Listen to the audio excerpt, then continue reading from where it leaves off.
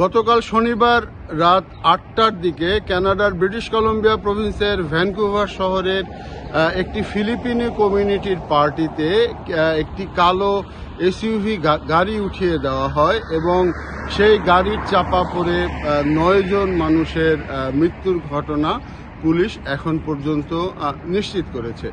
এবং লুকু লুকু নামে একটি প্রোগ্রাম, যেটি ফিলিপিনি কমিউনিটির একটি অন্যতম বড় উৎসব, সেই বড় উৎসবটি পালন করছিল ভ্যানকুভারের ফিলিপিনি কমিউনিটির লোকজন। এবং রাত ৮টার দিকে একজন ব্যক্তি তিনি আসেন এবং তিনি গাড়িটি সজোরে চালান। সেখানে প্রায় ১০,০০০-এর মতো মানুষ উপস্থিত ছিল বলে জানা গিয়েছিল এবং সেই ১০,০০০ মানুষের উপস্থিতিতে গাড়িটি উঠিয়ে দেওয়া হয়। সেখানে একটি ব্লক পার্টি চলছিল, অর্থাৎ বিভিন্ন ধরনের খাওয়া দাওয়া, গান বাজনা এগুলো চলছিল, অর্থাৎ একটি উৎসব মুখর পরিবেশে সেই জায়গাটাতে মানুষ ছিল এবং তার মধ্যে এই গাড়িটি উঠিয়ে দেওয়া হয়। আরেকটি বড় বিষয় হচ্ছে যে ঠিক সেই ঘটনার ১ ঘন্টা আগে এনডিপি নেতা জাগমিত সিং তিনি প্রোগ্রামটিতে গিয়েছিলেন এবং তিনি আসার ১ ঘন্টা পরেই তিনি এই ঘটনাটি ঘটে। তবে তিনি জানিয়েছেন যে তিনি অক্ষত অবস্থাতেই রয়েছেন।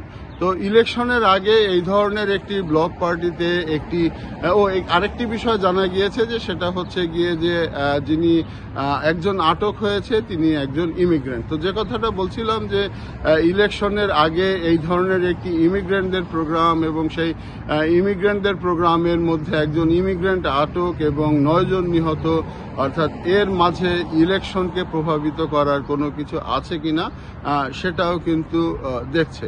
তো সব মিলিয়ে কানাডার ভ্যানকুভার জুড়ে এখন আতঙ্ক চলছে। আর অন্যদিকে যেটা হচ্ছে যে এই প্রোগ্রামটা ফিলিপিনি কমিউনিটি ভ্যানকুভারের প্রায় ৩.৫%-এর একটু বেশি এবং ১,৭০,০০০-এর মতো ফিলিপিনি কিন্তু সেই ভ্যানকুভারে বসবাস করে।